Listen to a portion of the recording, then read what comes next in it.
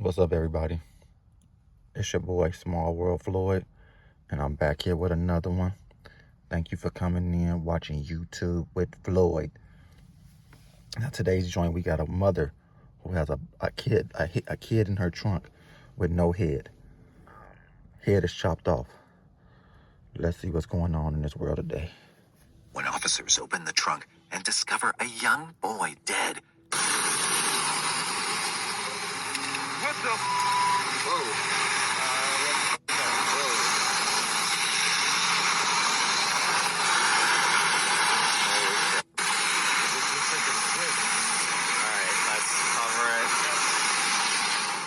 The following footage is drawn from official police records. Most of it has never been seen until now. In the early morning of May 20th, 2022, police in Orono receive a 911 call reporting a suspicious vehicle with a shattered rear windshield driving on a bare rim. As officers chase the silver Impala, they have no idea they're about to stumble into one of the city's most devastating cases. Officers approach the car and speak with the driver, 31-year-old Julissa Thaler, who's visibly nervous and fidgeting. Were they speeding? Well, you don't have a tire. Oh, I know. I'm going home right now. You going where? I'm going home right now to dinner. Okay, where's home? Just down the block. Do you mind if I get on my way? I really can't drive on this. It's gonna hurt. Right, so that's why you're being stopped right now, because you don't have a tire. Exactly, and I'm on my way. I literally live 1 block away. Okay, do you have a driver's license on you today? She explains that her car is in this condition because some kids were shooting paintballs at her car. Okay, so you said kids were shooting BBs at your window? When was that? Like an hour ago. So they shot off your tire with a paintball gun. Yeah. Okay, so paintballs don't break a tire though. Well, they must have been doing something because it was really. Why is your hand all bloody?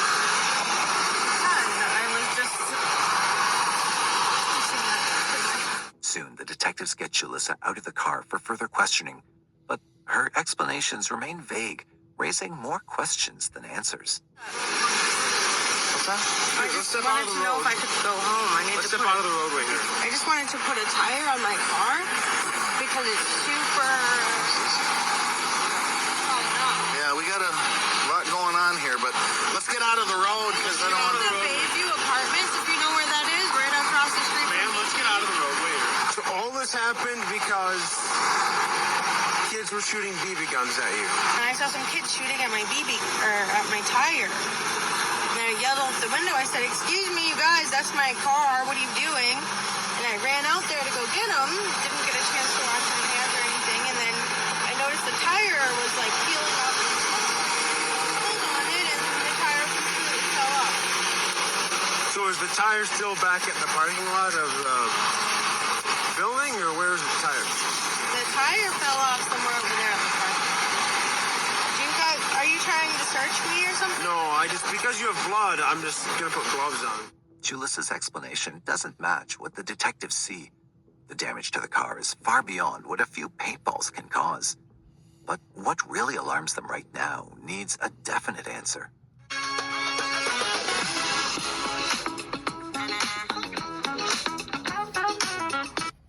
Answer. You see this?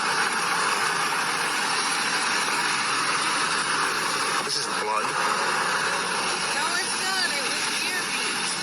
Deer meat? A whole bag of ravioli and groceries over here. Let me see your hand for a second. Can you just show your hand to me? How about the other side? It's just dirty. It's Okay. not bloody. It smells like death in there. Deer meat.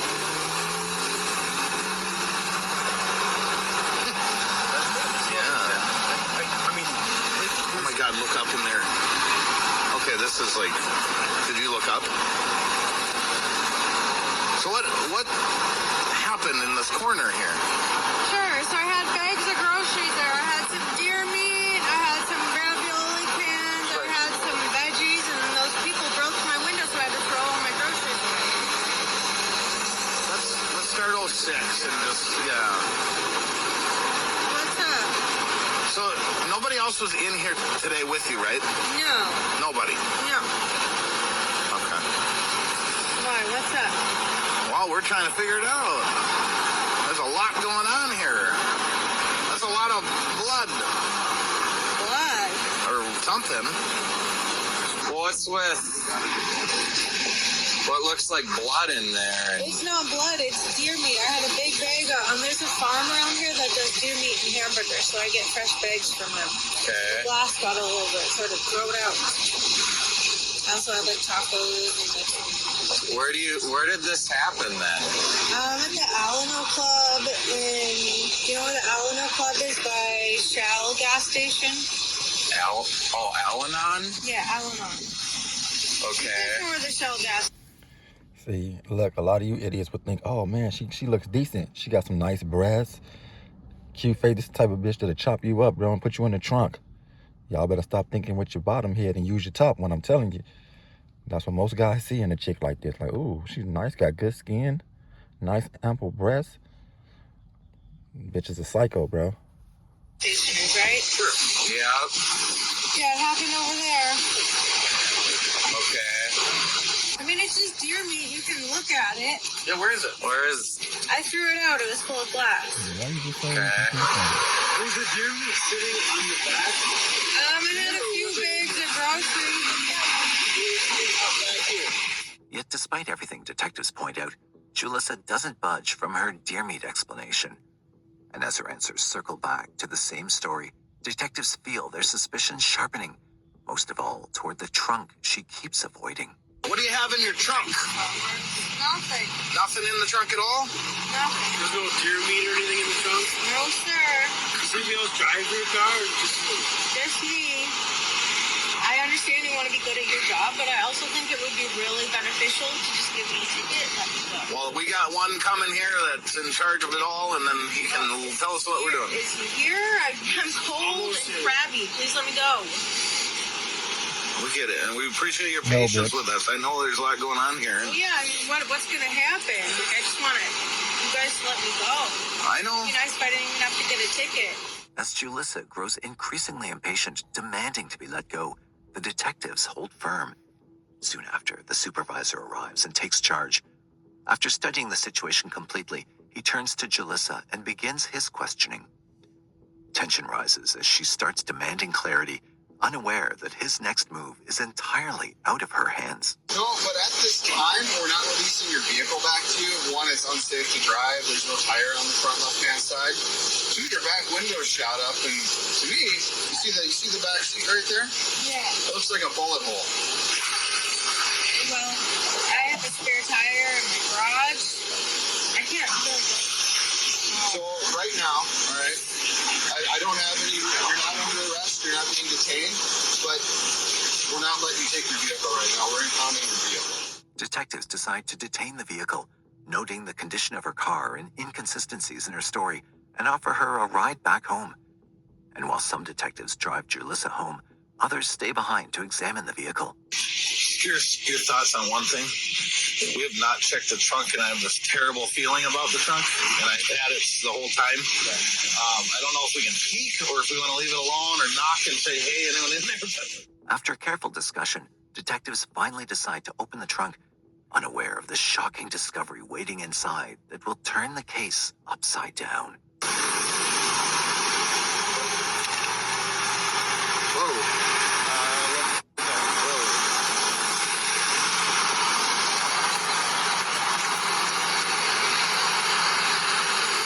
that might be the deer meat that she took out of the car to put in the trunk.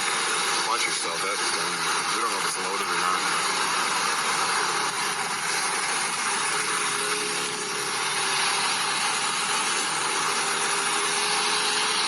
What is this? Is it an ant?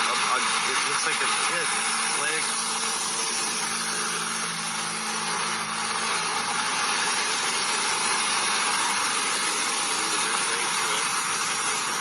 Okay. Oh, hey. We need as many body cams up here as we can here. Get some body cams up. We had to safety check this thing. Blanket. There's a shotgun there. There's a shotgun right aimed at you. There's weight to this blanket.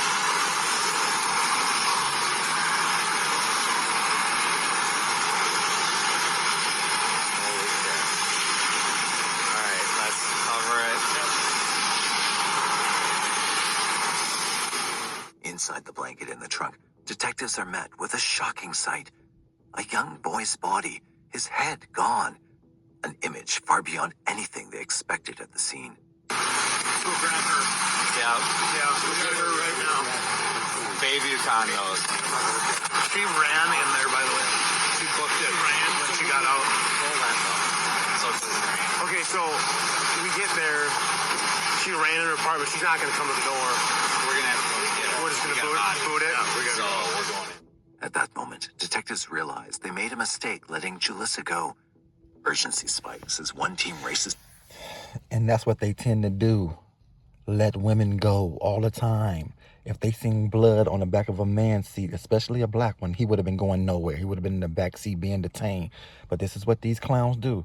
They let the women go home. Now, she could have drove in another car, called somebody up, and headed to Mexico. But these stupid fucks always trusting the woman. To the Shell gas station she mentioned, while the others storm back to her apartment, this time to put her in handcuffs. I mean, what's the point? If you're driving a $55,000 car and you paying over $100 for insurance. Handcuffs. Police, come to the door! Police, come to the door! Open the door, we'll kick it down! Open the door! Take it. Police, come to the door! Check that right there, check it. I got the door here. Police! Check that one. Police department! What's that one? I'll cover this one. No, with your hands up! Announce yourself! Police, announce yourself! But when the detectives step inside the apartment, they notice that Julissa has vanished. The detectives don't waste a second. They start combing through her apartment, hoping it holds something that explains the horror they've just discovered. And as they move through the rooms, one detail in the home immediately grabs their attention. Yeah, there was a washer going. Where's the washer? Right here. Hit it. Chill it. Don't let it drink.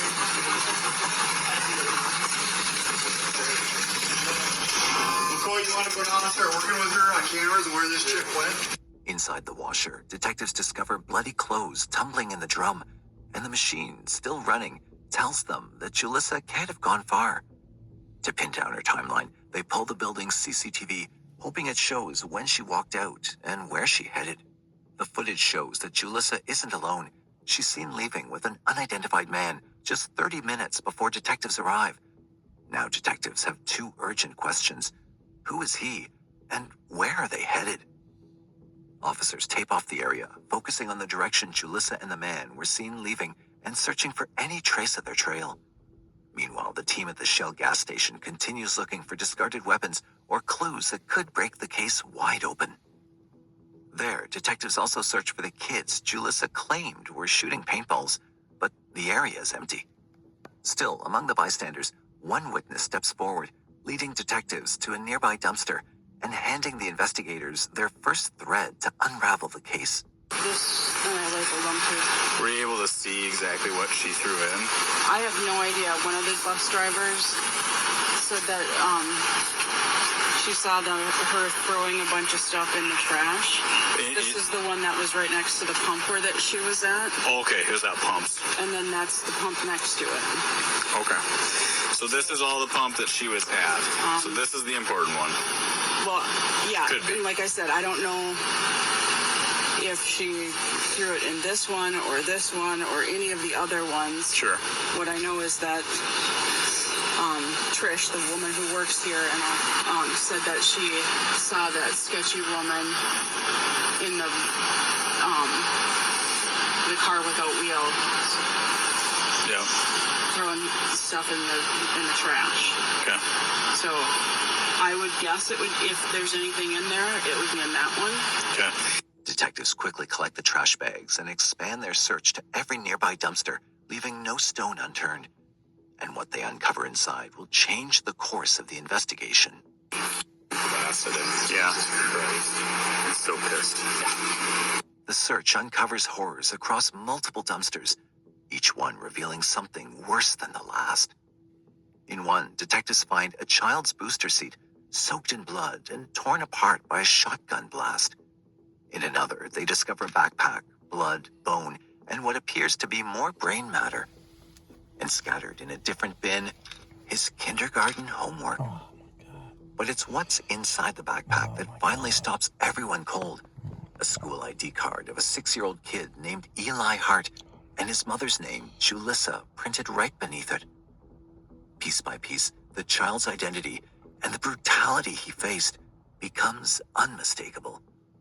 While one team collects the evidence from the dumpsters, another unit traces the path Julissa and the unidentified man took from the apartment. Minutes later, detectives spot both of them near the complex. Officers move in immediately, arresting the man and taking Julissa into custody. Get your hands up! Hands up! Get on the ground! Get on the ground! On the ground! Lay on the ground! Hey, you go to the right! You take him! Don't move!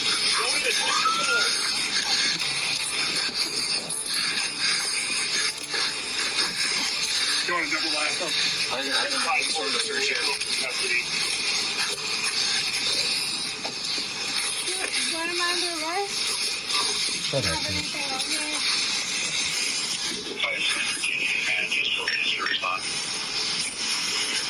Hey, roll here. My way here. Why'd you arrest my boyfriend? We'll talk here if you can do this, okay?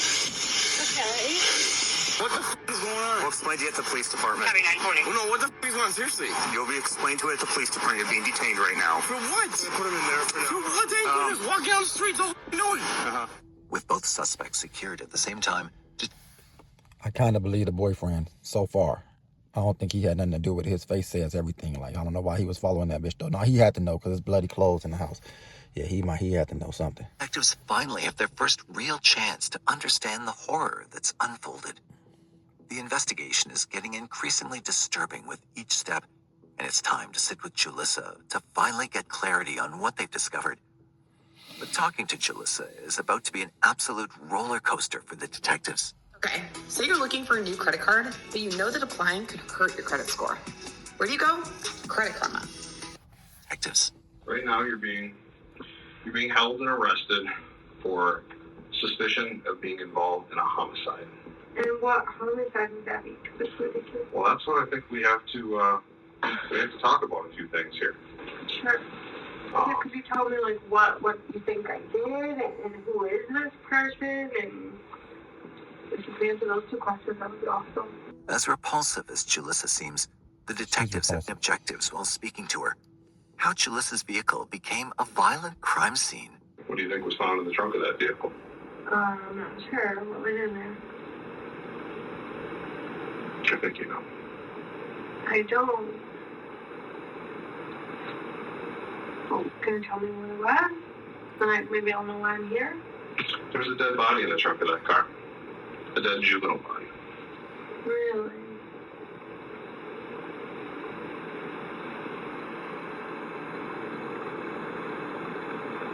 Who was it? That's what I can't answer right now. That's why I'm here talking to you right now. The reason why we don't know who it was is because the head was missing. What? In my car? When I talked to you earlier, you had told me that you had that car and you were doing Instacart from 10 p.m. till 6 a.m. Shortly into the interview, Julissa refuses to even accept that she was driving with a child's dead body and blood in her car. One of the things she does repeatedly in the interview is ask for an attorney, but then continues telling her story anyway. Today I was assaulted by somebody, and I have a really long history with my ex. He's in like the meth community. So I can't answer any questions after that. I mean, are you stating that you still want to speak with us? I mean, Yeah, I guess I'm just telling you a few things after the fact. Officers circle back to their main concerns, now mentioning her son Eli to try to confirm if the body is her son's. do you have any kids? I have a son. You have a son? How old is your son? 6. 6 years old? Yeah. What's your son's name? Eli? Does Eli live with you? He does, but he was with my boyfriend. Where was Eli today? Because, I mean, you know, we were at your apartment earlier. He's just my boyfriend. Who's your boyfriend? Rob. Rob? Okay. As the questions begin to heat up, Julissa loses patience and seems restless to leave.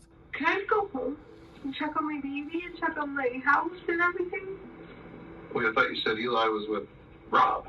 Yeah, I need to go home. I need to find my phone. You guys took my car that had my phone. I had my money. Right now, I know that there's nobody at your house.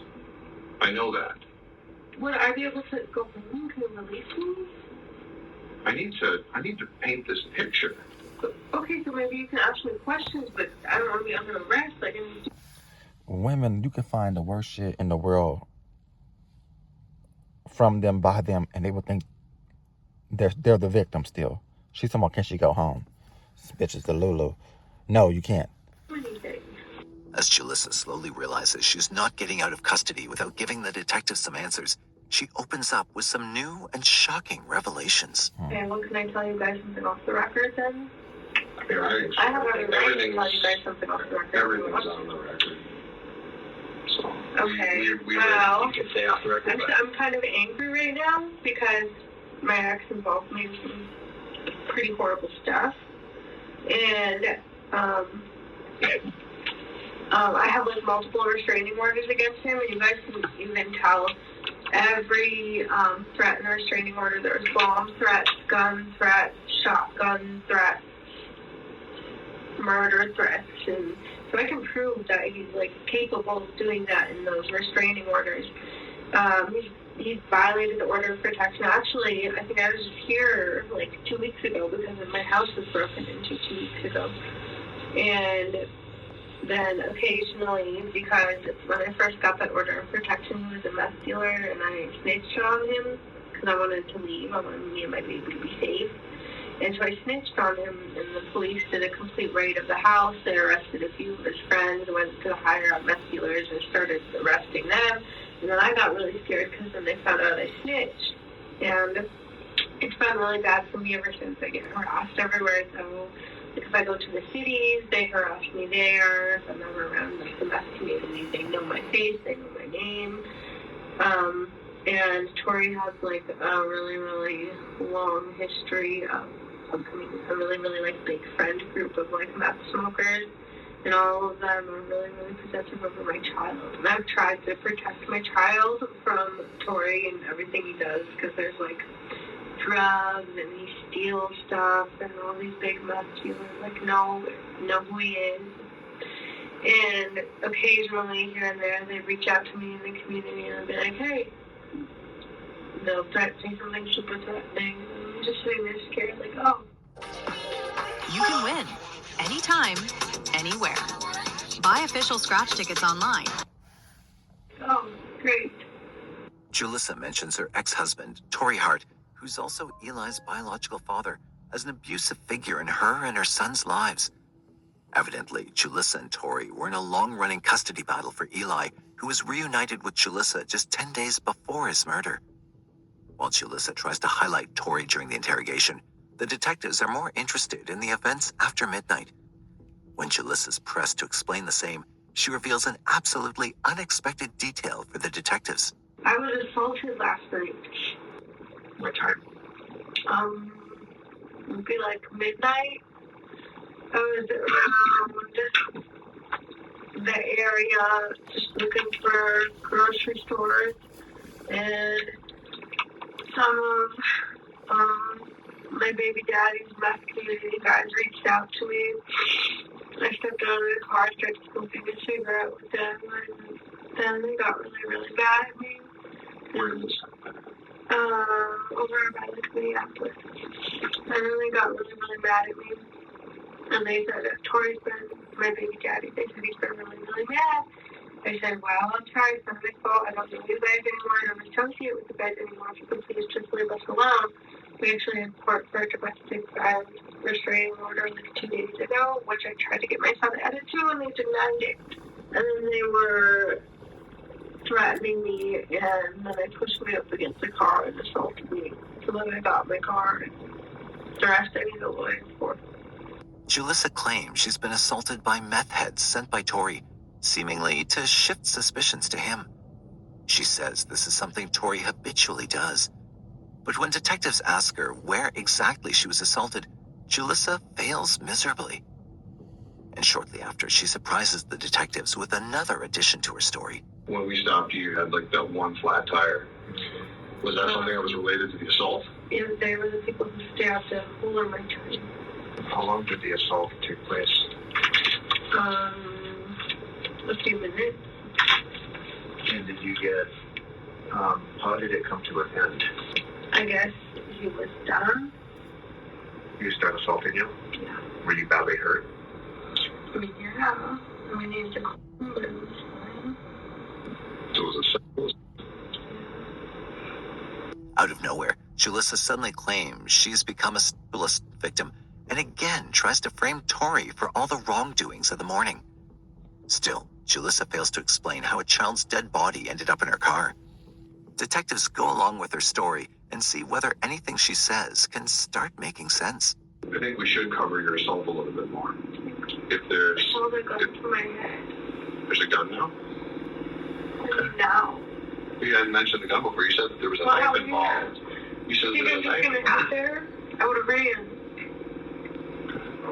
How that connects to today and how this morning I had a conversation with Julissa on the street after a simple traffic stop and how we got to Well, here I mean, right you now. guys should have known, right? What Julissa says next is enough to leave even the detectives speechless. You guys stopped me on the side of the street. I'm babbling, all scared, like I had just been. You guys didn't even notice. And you asked me why my window's broken and there's a rim missing off my tire. And you guys didn't even bother to ask me if I was okay. Should we did. That's the first thing that Officer Bush asked you. He asked you if everything was okay right now. He talked to you for 4 or Well, 5 I think minutes. a good officer was able to look at somebody in the eye and tell, like, are they really okay or are they just telling you they're okay? There at 10 o'clock, you stopped. The assault happened. That's when the occurred and the gun was pulled to your head. And I haven't heard one little thing about a little boy in any of this. Julissa doesn't reveal a word about the dead body in her car and keeps framing Tori for her assault.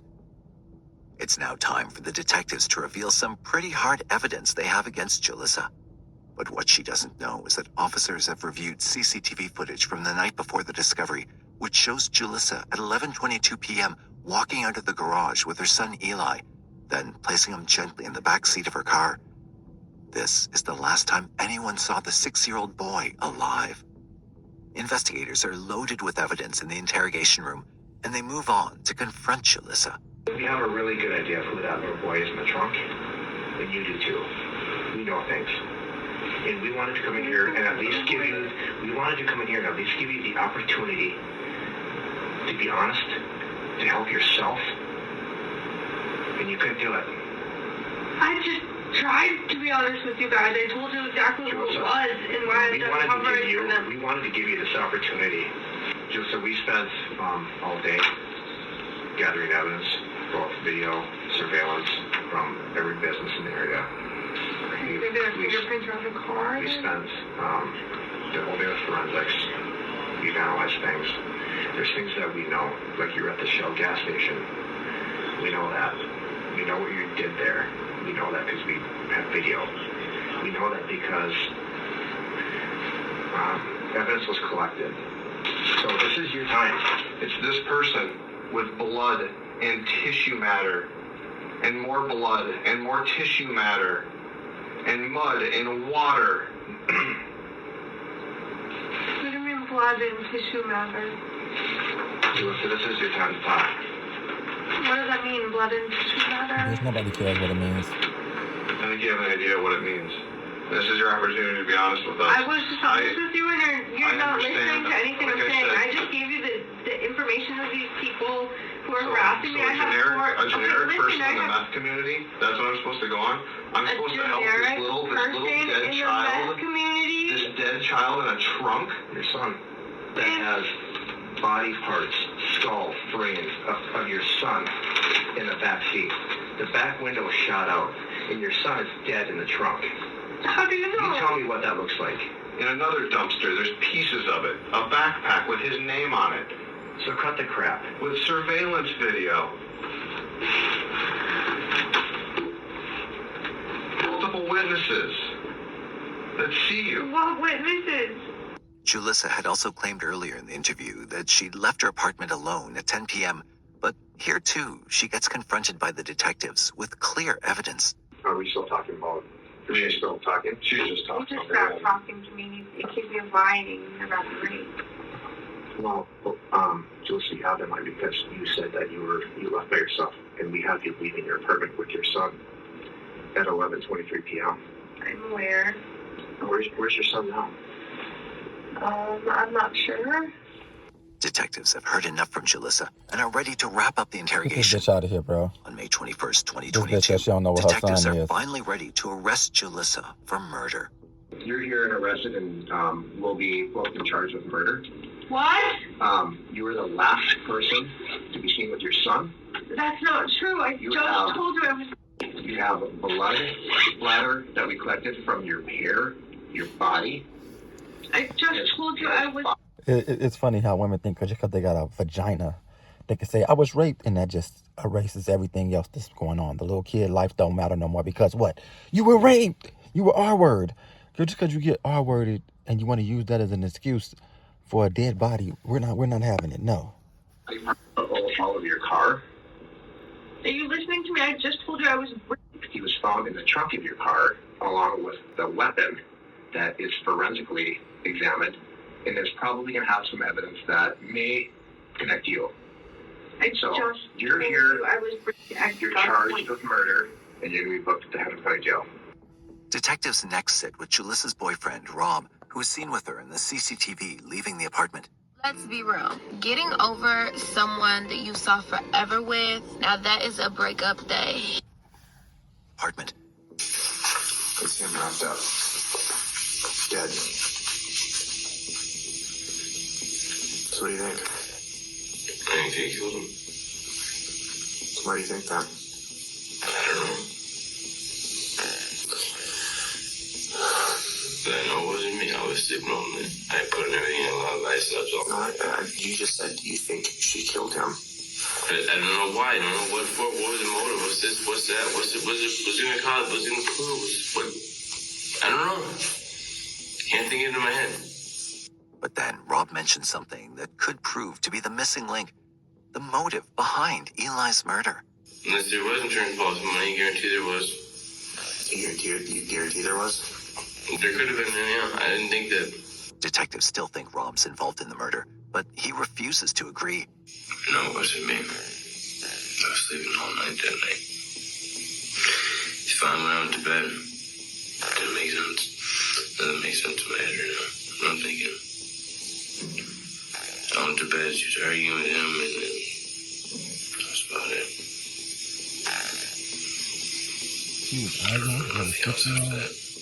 However, Rob does end up revealing another piece of information that may be crucial in proving Eli's murder. She killed him. I know she did. How do you know it? I know she did. I know for a fact she did. How? I know for a fact she did. How? Because I just do. Because what? I just do. I just know. You can't, that's not She's the only person that had it done. The only person. You can't say I know for a fact. She's the only one that had access to that gun, not me. I didn't know where it was. She put it away in storage or something, she said she did. And she pulled it out the same night that he dies. That's pretty f***ed up. You think so? When you guys would get done shooting, she would put the gun away somewhere that you didn't know? Yeah. It wouldn't stay in the car? No. It would come into the apartment? Yeah. And then she put it somewhere in the apartment? I don't know where. I'm just saying, we know that you didn't leave Thursday night. Detectives next make a smart move to determine Rob's level of involvement by implying to him that Julissa has confessed to the crime. She's kind of pointing the fingers at other people. How can you help yourself? How can you help yourself? How can you prove? I see my phone, I can do something. How can you prove that when she says, we planned this, he knows all about it? I don't know what you're talking about. What is the plan of what? How can you help yourself get out of that? Rob, when we, in anything that I'm confused, man. I don't get this shit. In anything that we deal with, when somebody tells us one thing, what do? We investigate it. What plan? What are you talking about? Rob doesn't back down from his story, convincing detectives of his innocence, despite being close to the crime. In the autopsy report, it's confirmed that the dead body is that of Eli Hart. He was shot around 9 times, likely while he was helplessly strapped in the car. Authorities also learned that Eli was prelingually deaf. Julissa's nonchalant demeanor toward murdering her own son is disturbing beyond limits. Detectives sit with her one more time to confront her with the crime she's committed. Is that a little boy, Brent? Yeah. That's Eli. It's Eli. Confirmed? Did you confirm it?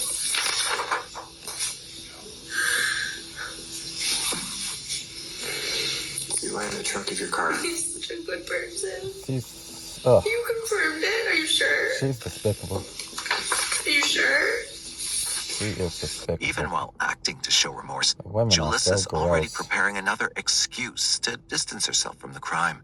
I don't want him to be involved at all in whatever they're doing, but you confirmed it's 100% my baby boy? I'm not getting an answer from you, yes or no? This is kind of important. Yeah, that's Eli. So yes? Bitch, how many times you gotta say yes? What is that? You tell me. I don't know, you tell me. That's Eli's booster seat. From your car. Did you find the people who did this? Was there DNA on me? You used to call them, but I know that there's other ways of finding out.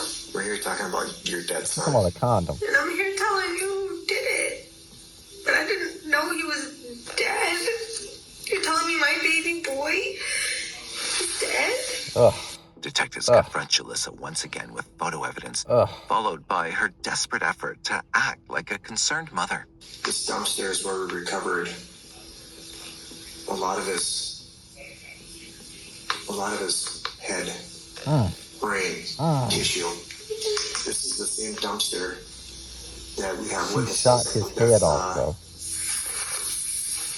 This car with no tire and a broken up window, describing you dumping all this stuff in. People waste 1,400 hours a year scrolling on their phones. With Purdue Global, you can turn that time into a degree. And maybe... Do you have any witnesses of the rape? Oh my God. Investigate Eli's death for him. Oh my We're God. gonna get answers for him. Oh my God. Because we think Who's an important person in the world? because we think he deserves it. He deserves everything. He's not actually. He's like, how do you know? You know he is. How do you know? You're making assumptions. How do you know that I know? I really need a lawyer, but I want you to know that this baby boy is the most important person in the world to me. I would never hurt him. I would never do anything to him. I protect him. Shut up. You have to believe me. This is my baby boy. So we have students all around town where you were seeing dumping parts of Eli in What garbage do you cans. mean? In garbage cans, I would never do that. dumpsters. Witnesses saw you take this and throw it into a dumpster. I would never do that. While detectives don't get any confession from Julissa, they're sure from her cell records that Julissa drove her son to Lake Minnetonka Park, where she ruthlessly shot Eli 9 times while he was strapped in his child safety seat. Eli's murder shakes the community, but the investigation that follows regarding Eli's earlier childhood leaves everybody speechless when proof implies that the little boy's death could have been prevented by Child Protection Services. Dakota County Social Services had received numerous warnings about Julissa being a serious drug addict whose substance abuse also led Eli to Townes-Brock syndrome by birth, resulting in hearing loss. Detectives also learned that Julissa bought a shotgun and bullets on May 17, 2022, 3 days before Eli's murder. Furthermore, disturbing findings come to light from Julissa's internet search history, which are enough to paint a picture of what was going on in her mind prior to the murder. On February 8, 2023, the jury deliberated for less than 2 hours. They returned a guilty verdict on Julissa, convicting her of first-degree murder. On February 16, 2023, Julissa Thaler is sentenced to life in prison without the possibility of parole. After the sentencing, Julissa speaks up for the first time in the courtroom before the trial ends. Yes, I would like to say something. Go ahead. I'm innocent. You all, you're garbage. Eli's father, Tory Hart, settled a payment of more than $2 million after filing a wrongful death lawsuit against Dakota County. The case still sparks dispute on the child protection system, completely overlooking the early warning signs with Julissa Thaler, and many believe that Eli's death was preventable. Of course it was. Of course it was. Of course it was, man. The poor boy died because his mother's sick on drugs. You gotta watch who you guys sleep with, man. She was attractive, and that's what a lot of you dumbos go wrong. Not knowing a girl's mental state. You asleep and get into a relationship with a damn meth addict. I feel so bad for that little boy. He got shot 9 times by a shotgun blast, man. Tore his body apart. Rest in peace to that kid, Eli. That was really gruesome to watch, man.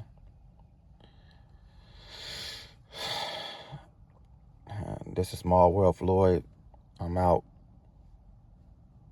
Thank you for watching YouTube with Floyd. I think the person video who that was Mysterious 7. If you want to check out more of that person's content, I just go over YouTube videos, and that's another content creator that I went over. So this is Small World Floyd. Thank you for watching YouTube with Floyd, and I'm out.